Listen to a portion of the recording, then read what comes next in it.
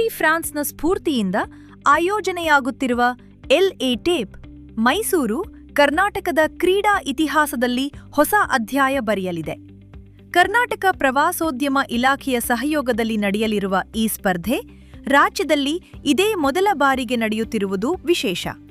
October 4ರಂದು ಮೈಸೂರಿನ ಐತಿಹಾಸಿಕ ಸೌಂದರ್ಯದ ನಡುವೆ ನಡೆಯಲಿರುವ ಈ ಸ್ಪರ್ಧೆಯಲ್ಲಿ 4 ವಿಭಾಗಗಳಿವೆ. 100 ಕಿಲೋಮೀಟರ್ ವೃತ್ತಿಪರ ಸೈಕ್ಲಿಸ್ಟ್ಗಳಿಗೆ, 50 ಕಿಲೋಮೀಟರ್ ಫಿಟ್ನೆಸ್ ಆಸಕ್ತರಿಗೆ, 20 ಕಿಲೋಮೀಟರ್ ಫ್ಯಾಮಿಲಿ ಫನ್ ರೈಡ್ ಹಾಗೂ 1 ಕಿಲೋಮೀಟರ್ ಮಕ್ಕಳಿಗಾಗಿ ಆಯೋಜಿಸಲಾಗಿದೆ. ಟೂರ್ ಡಿ ಫ್ರಾನ್ಸ್ ಆಯೋಜನಾ ಸಂಸ್ಥೆಯ ಪ್ರತಿನಿಧಿಗಳು ಮೈಸೂರಿನ ರಸ್ತೆ ಜಾಲ, ಸಾಂಸ್ಕೃತಿಕ ಶ್ರೀಮಂತಿಕೆ ಮತ್ತು ಪ್ರವಾಸಿ ಆಕರ್ಷಣೆಯನ್ನು ಮೆಚ್ಚಿಕೊಂಡಿದ್ದಾರೆ.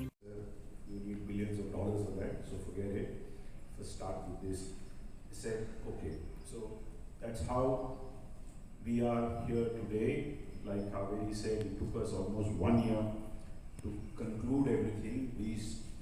When we thought about hill ride, we could only think of Nandi Hills. But then, knowing Bangalore, Nandi Hills and traffic, and then the highway. Has traveled through historic cities, villages and landscapes, becoming part of the cultural heritage of France. The Tour de France is much more than an event. It's a part of the French identity, and I would like to share this identity with you. And this is why Mysuru feels like such an... Karnataka ಸರ್ಕಾರವು ಈ ಕಾರ್ಯಕ್ರಮದ ಮೂಲಕ ಕ್ರೀಡಾ ಪ್ರವಾಸೋದ್ಯಮಕ್ಕೆ ಹೊಸ ಉತ್ತೇಜನ ಸಿಗಲಿದೆ ಎಂದು ವಿಶ್ವಾಸ ವ್ಯಕ್ತಪಡಿಸಿದೆ. 1903ರಲ್ಲಿ ಆರಂಭವಾದ ಟೂರ್ ಡಿ ಫ್ರಾನ್ಸ್ಗೆ 120 ವರ್ಷಗಳ ಇತಿಹಾಸವಿದೆ.